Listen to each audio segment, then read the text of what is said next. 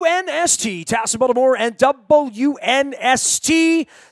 It is always great to catch up with this guy. We did not catch up before the Super Bowl, during the Super Bowl, or since the Super Bowl because he's busy at the NFL Network. He is one of my dearest friends in sports as well as in the National Football League. He's traveling around this week and getting ready for all things draft and trying to keep up with the scorecard like the rest of us in the National Football League with Baldy's breakdowns. Yes, even in the offseason, we welcome Brian Baldinger, the travel dog, back on. A little Costa Rica, a little Europe, all this stuff, but back on the football beat. You don't miss a beat here, Baldinger. And, boy, the Ravens have changed a lot since the last time we talked, huh?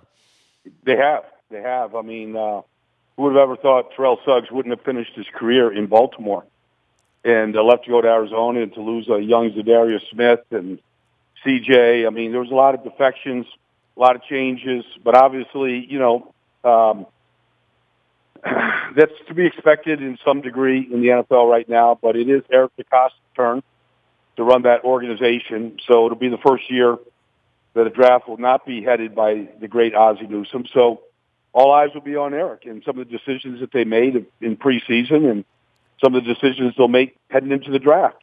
Now, Baldy, I'm going to roll you under the bus here because we've known each other 21, 22 years. Back when I first met you, you sort of chuckled at my Ravens enthusiasm in the early days, right? I mean, you were broadcasting. I come up to Philly. We didn't win anything. Then we won, and then it was like, well, that's cool. Brian, Ray, we got these great players. 20 years later, to think that Ozzie is still doing this and that the Ravens are this thing of stability and no longer Barney Pants and Vinny Testaverde and losing 41-39 every week and all of that stuff, that this change that's come for the organization now from Suggs and Ray, I mean, Suggs and Ray laced up every game there ever was. Like, that's an amazing thing going back 23 years.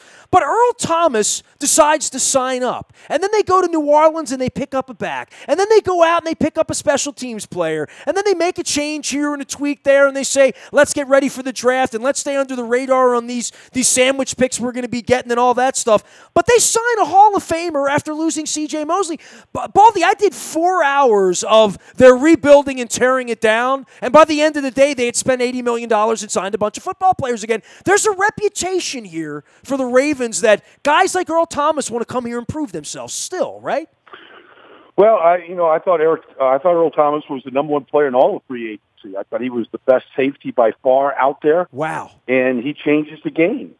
And you had to pay to get him. I don't know who Baltimore was competing against. Kansas City. His services. Well, Kansas City, San Francisco, there were teams that were in position to sign him, but he came to Baltimore. And, I think he's a natural-born leader. Eric Weddle was a great leader there, but, I think the production fell off last year, even though he played every game. And if Earl Thomas plays every game next year, you'll see a difference in the back end, what I think is a very good secondary for the Ravens. Well, all these years later that guys want to sign up, that when Weddle's out there, he comes. When Trevor Pryce, he comes. And when Anquan Boldin, he wants to be here. Guys still want to play here, and part of that is the Harbaugh program, right? Like, John was fired on Thanksgiving, right? Like, he wore that for a month that this might be the end, and it turns out that it's just a new beginning for him. I see him with a little bit new lease on life. I mean, I've seen just a little bit of a change in him where he's no longer the rookie guy and proven himself. He's going to get a second chance to do this with another quarterback. And I don't know that a lot of guys get that opportunity, right? Not even with a ring. Well, I mean, look, I think you have to go back to Ozzie. I mean, Ozzie set him up. I mean, they went and drafted Lamar Jackson when people thought they were a little crazy and it was a little high. And, he saved the season. Him and Greg Roman and the changes they made and the way they rebuilt the offense, it saved the season. But, players play and, the coaches coach. It's the old saying. And so, your quarterback can sink you or it can save you in this business. It's really that simple right now. And Lamar Jackson came in and he helped to save John, but also John kind of turned it over to Greg Roman. He's turned over 2 coordinators this offseason. Randy Brown's the special teams coordinator. Greg Roman's the offensive coordinator. They've made changes in the staff. It's Lamar Jackson's team. Joe Flacco is gone. And so you have to constantly nobody is really rebuilding, but you have to keep reshuffling the deck. You're never bringing back the same team. And for the Ravens, they're going to look like a different team, I think, going forward. And what we saw the last 7-8 games of the season is kind of the blueprint for what they want to be. When you go out and you sign Mark Ingram, even as, many years and many miles as he's got on those legs, that's kind of a commitment to the run game. When you sign Nick Boyle to an extension, it's just telling you, like, we're committed to what Lamar Jackson and what we saw the last 7 weeks of the season. Do you believe in it? I mean, all you do is break down plays, and I know at one point I had you on in December when things were really rolling, and your lineman, you know what I mean? You like getting out there, and you were a lineman who went to Duke who had good feet, you like to move, you like to pull, you like to bowl guys over, you like to move the ball, you probably like 2nd and 3 and 2nd and 4 a lot when you're in that as opposed to 2nd and 13, and you were on some bad teams where you were in 2nd and 13, and you know what that looks like. You wind up pulling your chin strap off, and you're off the field in 2 more plays, and it felt like the Ravens never came off the field. It felt like the defense put the offense back on the field. It was a wonderful little formula, and then I look back on it and say, if they're the smartest guys in the room on this thing, is it sustainable? And I haven't met anybody who's in love with the program, Baldy. I haven't met. Matter of fact, after spending a week with all the owners and having been at the Super Bowl, people are in love with Baker Mayfield. They're not in love with Lamar Jackson. I don't know what that means, but everybody seems to think the Browns are headed to the playoffs. I look at the Ravens and say, they just signed a Hall of Fame player to replace the guys that left. C.J. Mosley, nice player, all that stuff. But the Ravens haven't gone into hiding here, but I think they're going to hide for the next 6 months. You know what I mean? It's going to be Baker, and the Browns, and the Browns. That's kind of a heavy burden to carry for the Browns, isn't it? Well, it's not a burden. I mean, I think John Dorsey came in there and he knew what he was doing. He's had a great plan. I mean, it started with Baker and Denzel Ward and, making trades to get Olivier Vernon and Odell Beckham. I mean, he's putting together a talented team. And, people are putting him in the playoffs because they saw what Baker did last year.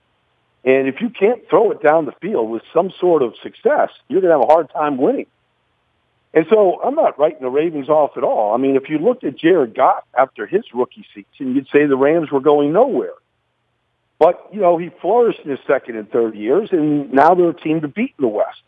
I think Lamar Jackson's down there, throwing to some receivers down in Florida right now. We've got to see just how he develops in that part of his game. We know that the running game is going to flourish. It's going to be hard to stop. There's going to be days when they're going to be really, really good. And then there's going to be days when you got to figure out another way to beat a team, like the Chargers in the playoffs. And you better be able to throw it better than they did last year. So you've got to give them a chance to develop. Greg Roman did this with Colin Kaepernick. It's not like this isn't the first quarterback that he's done this with. He did it with Tyrod Taylor in Buffalo.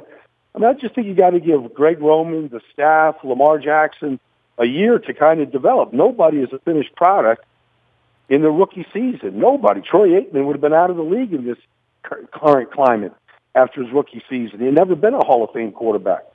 So I'm willing to give Lamar Jackson not just a year, but 2 years to develop as a passer and to work in that part of his game. And I think if he develops, the Ravens, Cleveland, I don't think Pittsburgh's going to be that far off, and regardless of what's happened, I think the AFC North is going to be a really competitive division. Brian Baldinger's here. He's been my friend for 2 decades, back when the Ravens weren't any good when we met. Now we get Earl Thomas. What do you love about Earl? I mean, you gushed about him, and I don't want to say I'm surprised by that because he seems like the kind of player you'd like. Boy, he seemed pissed off for greatness when he showed up here and what happened to him in Seattle and being disrespected and all that stuff. He is going to have a chance to be the alpha bear, right? I mean, like, literally a lot of that is gone with Suggs and Weddle and Mosley. I mean, it really is a bit of a heart transplant on this team right now. Well, I mean, Earl Thomas, he's not saving lives out there, but he saves touchdowns. He's been the best free safety in football for a decade. Whether he's taking it away or making plays, splash plays. I mean, I could put a half a dozen splash plays in the last 3 years up that he made at the goal line that kept the opposing team out of the end zone. I mean, that's what the number one job of the safety is, and there's nobody better at doing it. And he had 3 interceptions in 4 games last year. So, I mean, Eric Weddle played almost every snap last year. He didn't take the ball away. You need your free safety the way you saw Ed Reed do it for a decade. You need your free safety to just break a team sword and keep them out of the end zone and take the ball away, give the offense extra at-bats. Earl Thomas has done that, whether it's forced fumbles or interceptions, and then making great, touchdown-saving tackles. And he's going to be the quarterback of the defense the way Weddle was. He's going to get guys lined up. He's going to make sure guys are in position. If teams want to play fast, if Baker wants to go out there and play fast like he did at Oklahoma, you better have somebody, a middle linebacker to safety, that can get everybody lined up and make sure what everybody's doing. And he did that in Seattle, and I expect him to do it in Baltimore. Baldy, we've been 10 minutes into this thing. We haven't said the two immortal words here, Joe and Flacco, on your side of the Jersey side of Philadelphia.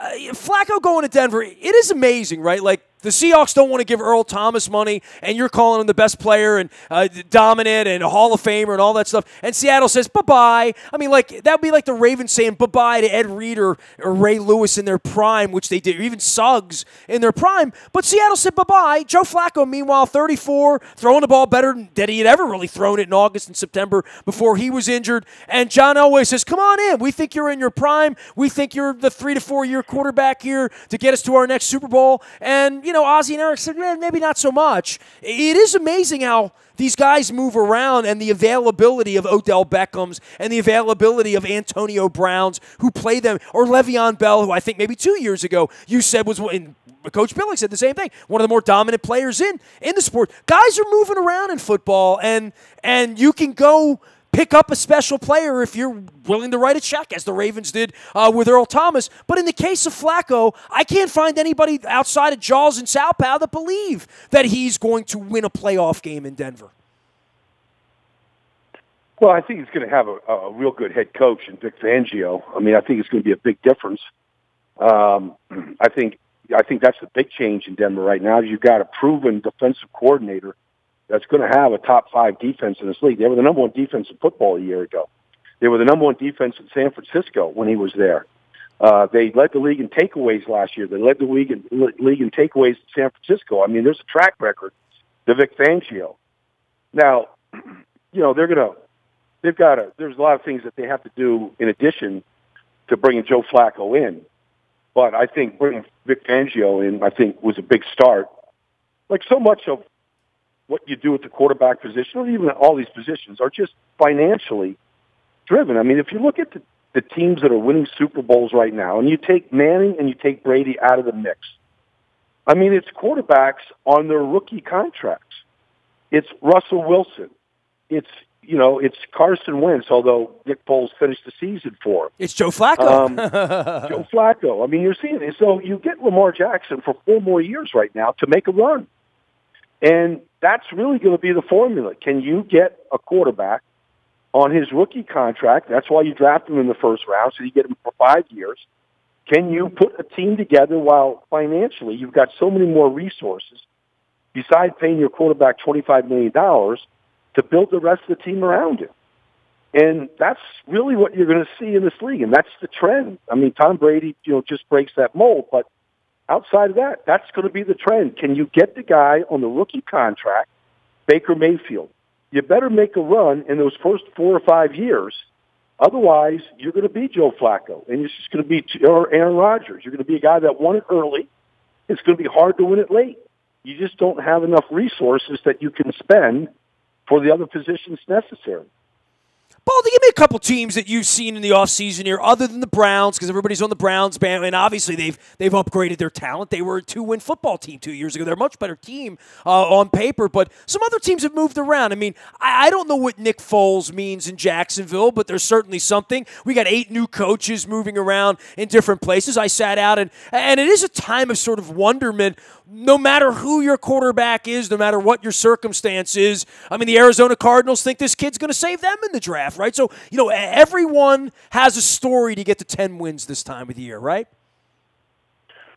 Well, I mean, we've seen teams that have been at the bottom with a great deal of free agent resources and money turn their teams around in a year. We saw the Giants go from a 4-win season to a playoff season, when Steve Spagnuolo was there, and they bought the contracts of Janoris Jenkins and Olivier Vernon, et cetera, and they were in the playoffs the next year. We saw Jacksonville do the same thing.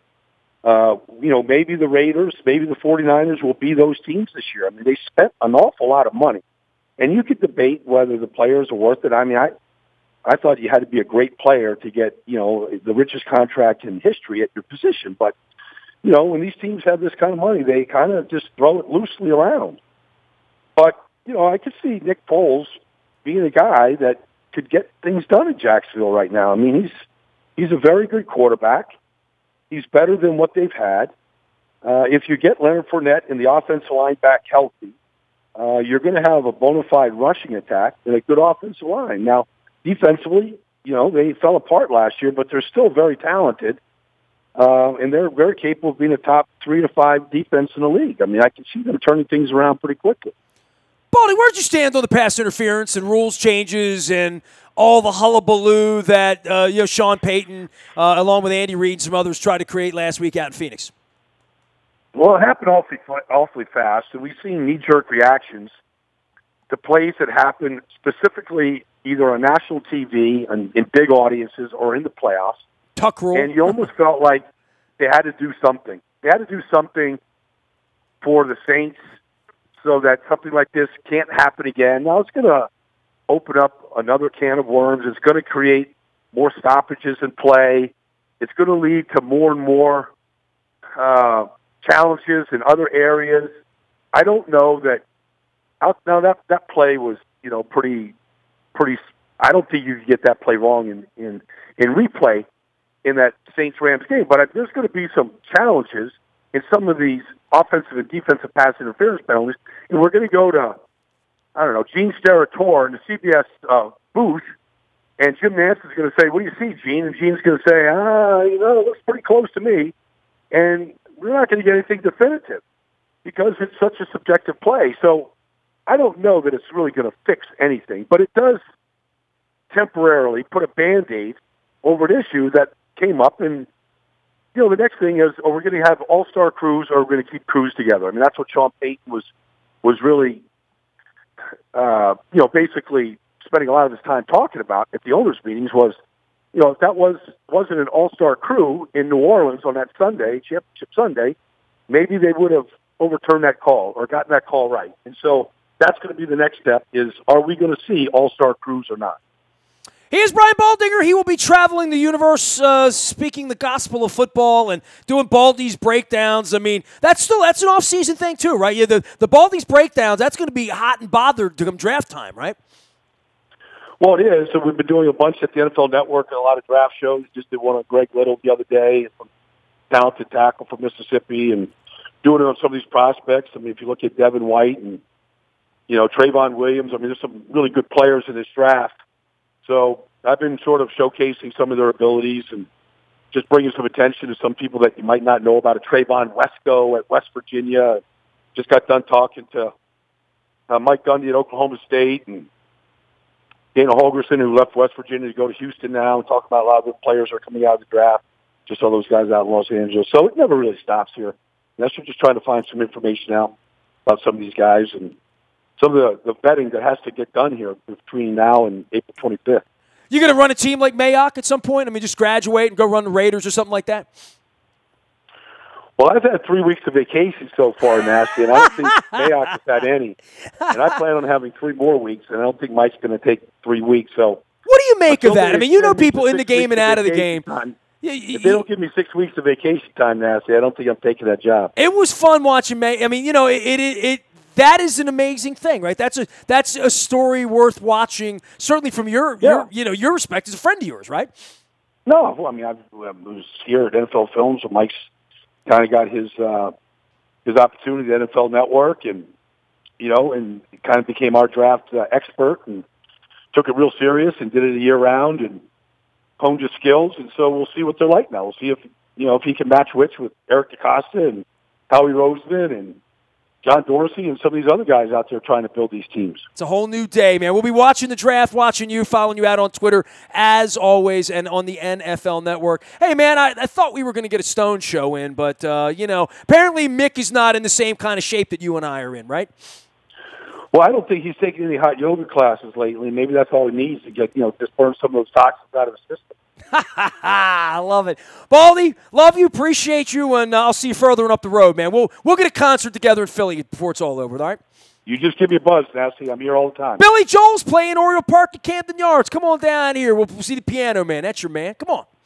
All right. Give me the invitation. I'll come down. I'll be a big shot. Yeah, you treated last time. I'll buy this time. How about that?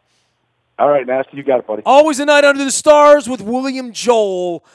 Brian Baldinger can be found at the NFL Network as well as out on Twitter. He is the travel dog and my longtime friend, and as good as it comes at breaking them down and breaking down those offensive linemen. Baldy's breakdowns always there on Twitter as well. You can find me out on the buy at Toyota.com Audio Vault 24 hours a day from anywhere in the world on your mobile device by downloading the TuneIn radio app. We do come in crystal clear from anywhere in the world. I am Nestor. We are WNST.net, AM 1570, and WNST. Towson, Baltimore, and we never stop talking Baltimore sports.